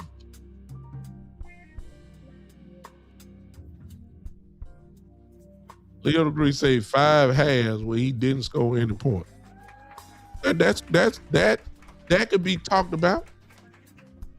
That could be talked about. That can be talked about. But you totally dismissing how many points the defense gave up. But you don't want to talk about that though. Y'all, do you see right there in the Leo Degree? Do you see what Darryl just said? Those are facts. The offense averaged 29 points a game. You average 29 points a game, you're going to win a lot of games. Hello? I'm just saying, Darryl. I mean, if you average 29, but you're giving up 30, 31, you can't make the punt a punt. What are we talking about here? You can't blame Dak Prescott for when you got the last ranked defense in the entire league the whole year. Stop it. Stop it. Stop it. Stop it, please. Please. It's a team game. Your quarterback, no, Jalen Hurts ain't got no marvelous stats. Jalen Hurts, though, got a great defense. You don't have to have marvelous stats when you got a real good defense. CJ Stroud ain't done nothing this year. He got a great defense.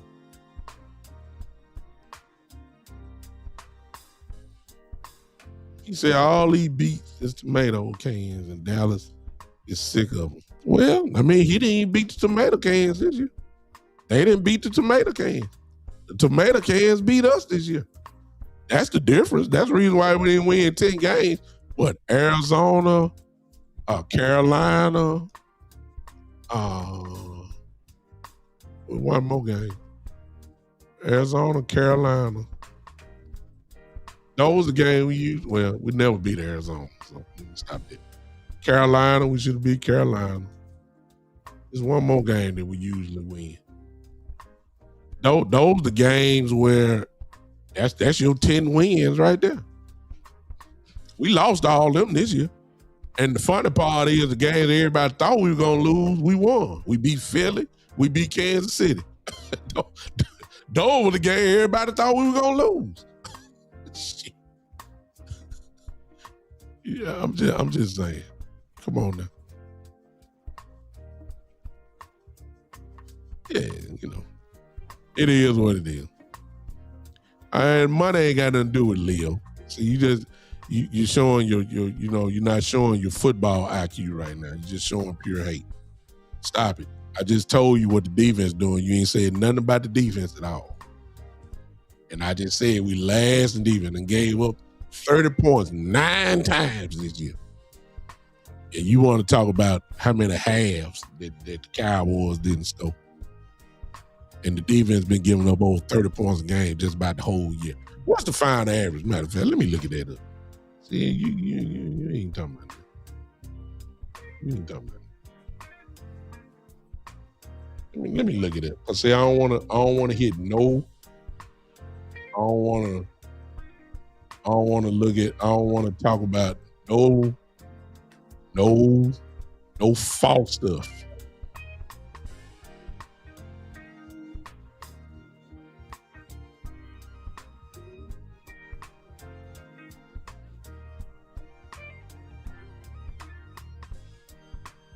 Let me look at this up so I can look at the end. So I can hit you up.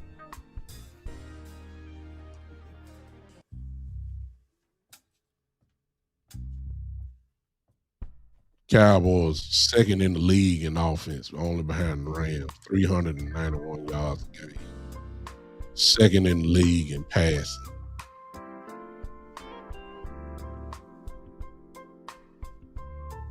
I said second in the league.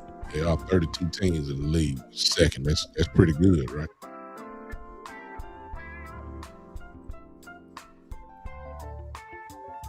Cowboys 30th in the league in defense and yards, averaging giving up 300 yards a game. In passing,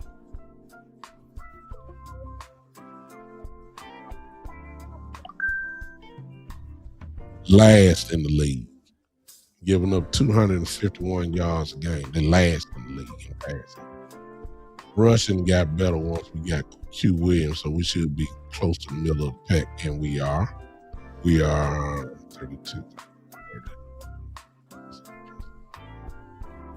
23rd in rushing, and we gave up 125 yards on the ground. That ain't good at all. Last in the league in points, 511. Oh, which is an average of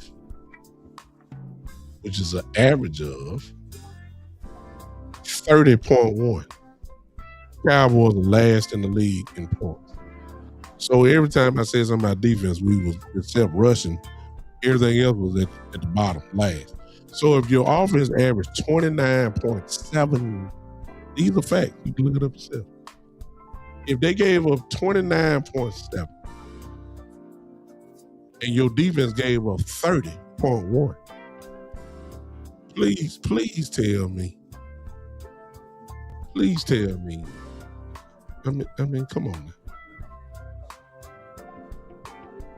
You too late, Leo the Greek. I already went over the list. All these names you said, based off this year, there was only one quarterback that I would say played better than Dak in the quarterback position.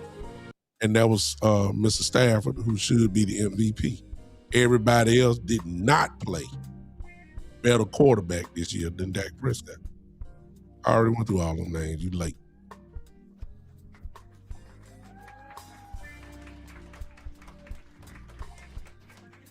My defense gave up 30.1 points a game. My offense averaged 29.7. You tell me what kind of sense that makes. You tell me. For 17 games, my defense averaged 30.1 points a game. And my offense averaged 29.7.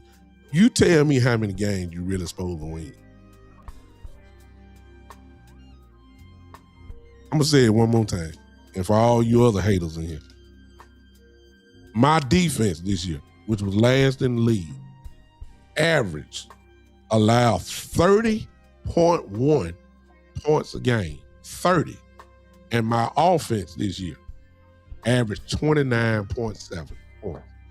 You tell me how we supposed to win. How?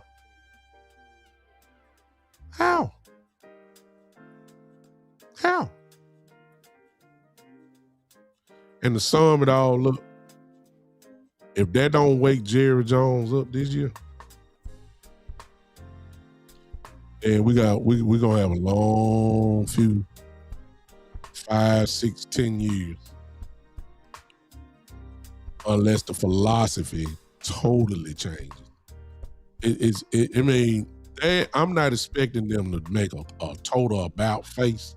There's no way with their philosophy. But they got to change at least one thing. They got to change something. I don't care whether it's the way you do free agency or it's the way that you draft. You got to try. You got to do something different. And just talking about we're gonna fire Eberflus and all that. Okay, when you fire Eberflus, who you gonna get? Another puppet? Or you gonna finally get somebody here to know what they're doing and get out the way? See, everybody's like, where's Eberflus? Okay, that's fine. But who you gonna replace him with? Who? Let's Schottenheimer, and here's the other thing. Let's do basic things first. And I'll close with this. When you fired Schottenheimer, you let him hire all of his coaches except one. That was Matt Eberflus, because the Jones had put their nose in it. And I guess they had the right as the owner or whatever. But they hired him. They hired the defensive coordinator. That was not Schottenheimer's guy. Y'all let him hire Clayton Adams, a guy he never worked with. You let him hire Matt Riley. You never worked with Matt Riley before. You let him do it, and guess what? The offense turned out well. You let him do the special teams, Sorensen. You let him have, but you didn't let him have defense. He inherited Matt Eberflus. Let's start with that, Jerry. How about you let Schottenheimer pick his own defensive coordinator this season? Let's do that. We tried it your way. You gave us Eberflus. As you can see, it don't work. Get out the way. Let Schottenheimer pick who he wants, and then let's roll from there. Let's do basic things first. You always got to get your hand in some type of way. And usually the way y'all hands put it, it turns into a bunch of a dog mess. We tried it your way last year. You gave him Eberflus. I'm quite sure Schottenheimer, that was not his first choice. I'm quite sure. Don't have no way of verifying it. Quite sure it wasn't him. Schottenheimer was just happy to get a first-year job. He gonna accept anything to go and all that type of stuff because he want to get the first chance to do his own thing as a head coach. He gonna accept it. But we tried it. It got you to a defense that averaged 30.1 points a game. Last in the league, set a record this year in franchise history for most points allowed by defense, 511. That was your call. Guess what? You should be fired because of that. You're going to fire Eberflus, you should be firing yourself.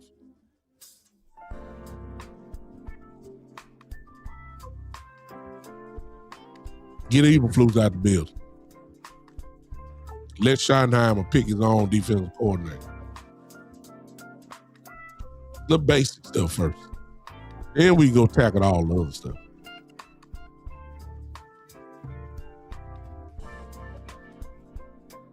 Then you got to let him pick who's going to complement his offense. A defensive coordinator that's going to complement his offense. Not when you get up by double digits and you want to play zone all the time and let the quarterback get hot, the opposing quarterback get hot, and before you know it, you done lost the lead because you let them get in rhythm. You playing off, cornerbacks playing 9 yards off the receivers, and let all that go on, and then you before you look at the scoreboard, they already caught you, and you lose by 10. No, you give him a coordinator that when your guys go up 12 to 14 points, then let's go get after the quarterback, not rush 4 and drop 7. No, you go get the quarterback. You go hunt. You don't let the quarterback. That's the kind of defense coordinator you need. Not a bend but don't break. You need a little aggression. It's common sense. We got to do something different, y'all. We got to do something different.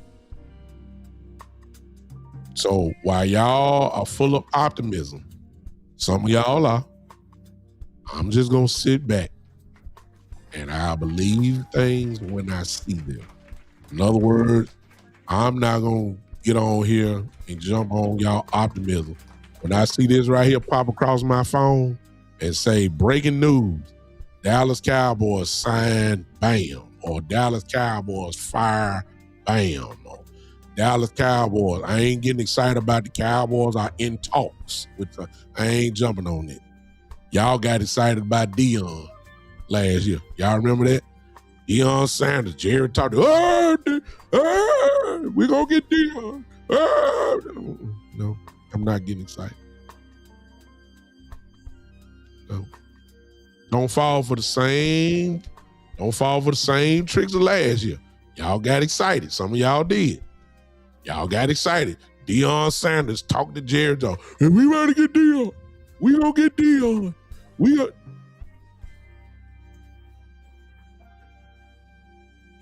Calm down. Some of y'all need to get like me. When it pop on your phone, like breaking news. Appreciate you, Matthew. Appreciate you. Don't. Some of y'all need to stop getting excited. Don't get excited. Don't, because the rumors. Look, what is the playbook of every free agent? Let me help you before I leave you. What is the playbook of every free agent? The very first name you gonna hear are the Dallas Cowboys. Because it is a free agent playbook that works. You always say the Dallas Cowboys first because it draws national attention and gets people talking. And everybody saying, well, the Cowboys sure could use him. The Cowboys sure could use him. The Cowboys could use him. The Cowboys, why not them? And in all the meantime, the Cowboys ain't made no phone call. No phone call. The media talk about it, but the Cowboys ain't made no phone call. Some of these names they're going to be calling out.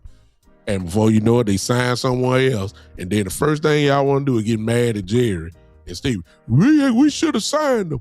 They ain't even picking up the phone. It's the free agent playbook. If you say Dallas, your name going to be on ESPN tomorrow. That lets other teams know that you're interested. And then they sweep in the back door and come get them. It's just that some Cowboys not even ain't picked up the phone. So don't get excited until you see something come across your phone and say the Cowboys have signed this person or something like that, stop it. And let me say this. Don't get excited if you hear that a big name is in the building.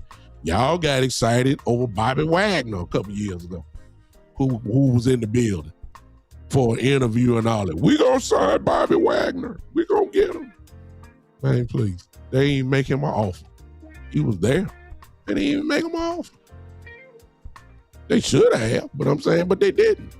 So don't get excited, even if you hear a name go in the building. Don't even get excited.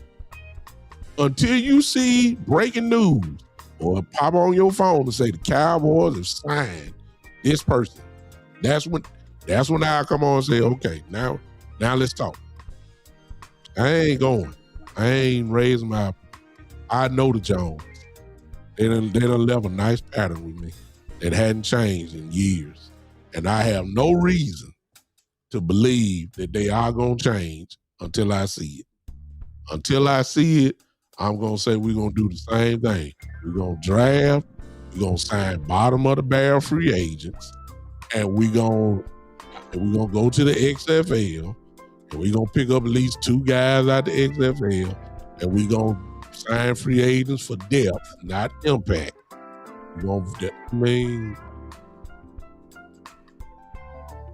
I'm not going to do it, y'all. I'll let y'all go somewhere. And I'm going to be on shows talking about some players and all that. You know, you can't mess up drafting at 12 if you drafting at 12. It's just going to be somebody. The Cowboys love drafting offensive line. Y'all know that. And there's going to be a bad boy right there from Miami, that offensive tackle. Y'all know we're going to let go of Terrence Steele. Free up the money. You know that. We're going to be an offensive tackle down. Y'all already know that. You know that. It's going to be that kid from Miami going to be right there at 12. He going to be right there. And y'all going to be mad as all that door and saying, well, Jerry going to, well, you know, we got to solidify that offensive line. You know, if we can, you know, we'll take this offensive lineman here and I might have dreams of maybe the next 10 years as they grow together. And got them on this real, because you know the Cowboys cheap now, right? So we got them on this rookie contract for 5 years. And, you know, we can get, you know, Pro Bowl and maybe all pro production, you know, at a good price. And then, you know, we'll tackle that in another 5 years or so. It just makes sense to solidify. When you got Dak Prescott, this is Jerry talking. You got Dak Prescott. We want to protect him as best as we can, because when you protect Dak, you know, you got a real good chance to win a lot of games there. So, you know, we had a deficiency. We have a deficiency at right tackle. You know, it's just me talking future. You know, we're going to probably let go of Terrence Steele, and that automatically became a hole there. And we didn't want to spend the money, that type of money, on a veteran right tackle. And so we'll take our chance with a very good right tackle there. That I'm telling you, that kid from Miami gonna be there, y'all. Francis Mawagwe, look him up. Miami, he gonna be right there. I'm just telling y'all. And I can see Schottenheimer saying we need to get violent on the line. This kid is a violent player, and he is. He is. And he's a dominant right tackle. He's dominant in Miami. You know, all that type of stuff. This is what you're going to hear. And the Cowboys love drafting offensive linemen in the first round. And y'all going to be mad. Because y'all going to say, oh, my God. You got edge right there. Oh, my God. You got a linebacker right there. Oh, my God. There's possibility of safety may be there. And you know we should go defense first. You know we should go defense first. You know we should go defense first. And they're going to pick that lineman right there. Right there. See, there, right there. We need pass rushers. See?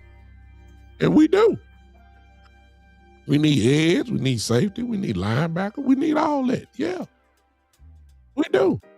But I'm telling y'all, based off the history of what we know about Jerry Stevens-Jones and their love for offensive linemen, and you know they're about to let go of Terrence Steele, that means a starter is gone. You're going to have to replace him with a starter, and they ain't going to pay no free agent the same amount of money they can pay a rookie and keep him for 5 years without paying him more money. And then whoever you're going to sign, if you was to sign a vet for how many years? 1, 2?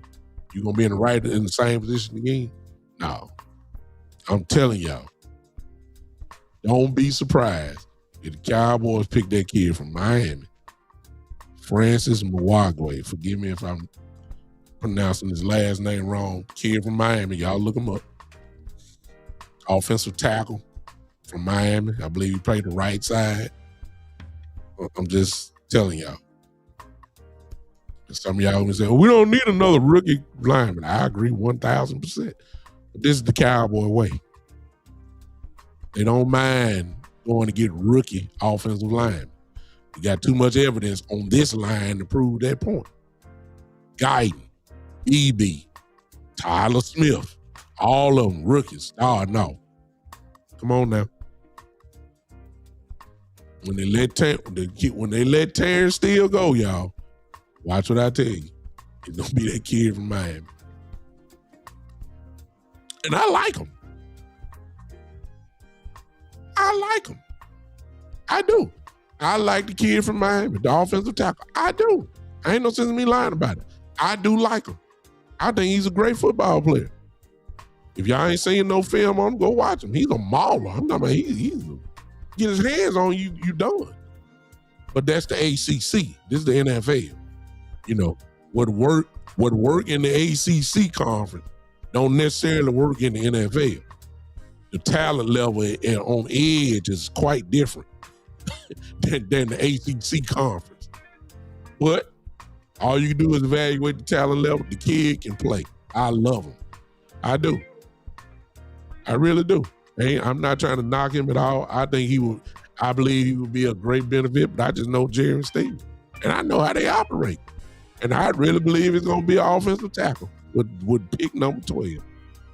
Because they're going to say, we got to make sure that this offense stay intact. We got to make sure Dak is upright. If he's upright, we're going to try to win. We'll work in the first round with the later pick and go get a draft or a pass rusher or an edge. They'll work from there. Y'all do realize there are some good football players past the first round, right?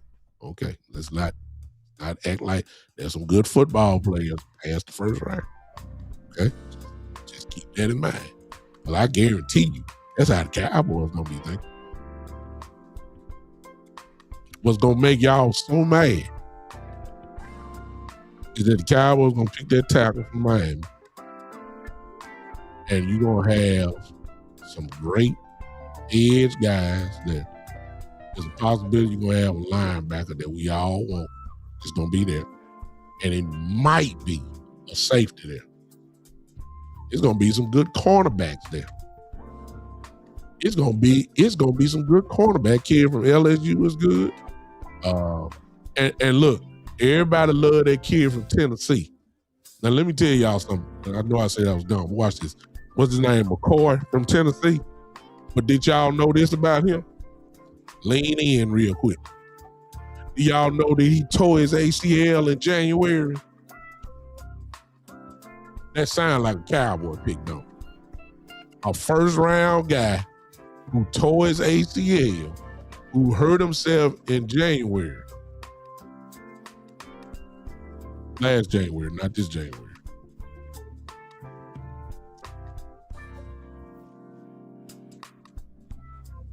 That sounds like a guy that the Cowboys would love, you know.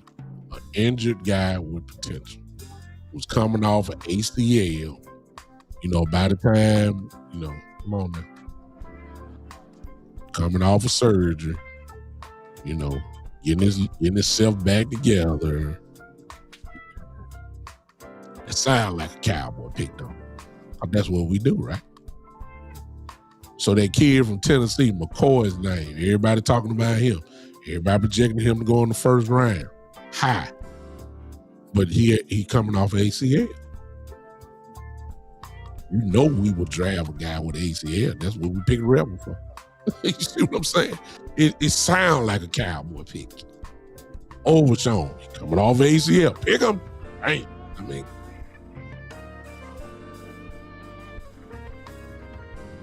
I already doing a little research on some of these guys. That kid from LSU is good, though. Watch this. Has not been injured. He's in good shape. And he's sticky. Real good. We need corner. I mean, we need everything on defense. And y'all gonna be mad because out of all that, they're gonna pick that offensive tackle from Miami. Watch what I tell you. Watch what I tell you. They're gonna pick that offensive tackle from Miami. And y'all gonna be mad as all that. Ooh, I'm out here, man. I'm sorry if I rained on some of y'all parade. Hey, I'm sorry. I just know the Cowboys. All right. I appreciate all y'all hanging with me. Listen, there's a possibility that I might be with you guys maybe tomorrow at some point. The OGs, we ain't been on in a couple days. Me, Cowboy Joe, and B-Bird probably be with you guys coming up either tomorrow or Wednesday, one of those. All right. Until then, ladies and gentlemen, man, it's good to be back with y'all guys. Once again, happy Founders Day to my noobs. Cap Alpha side. Let me let y'all see my coat on. Yeah. Woo. Yeah. Y'all see that? The noobs. Y'all enjoy yourselves tonight. It's our day. Founders Day. Noobs everywhere. It's going to be a great night. All right. Y'all appreciate y'all for hanging with me. I'll see y'all soon. Turn on those live notifications. Everybody hit that like button as you leave out. Do that for me. Smash it about 10 times wherever you're watching me from. YouTube, Facebook, Kick, Twitter, or wherever else you're watching me from. I appreciate you guys. I'll see y'all again. This has been the one and the only where we keep it real over here. The Big Time Show.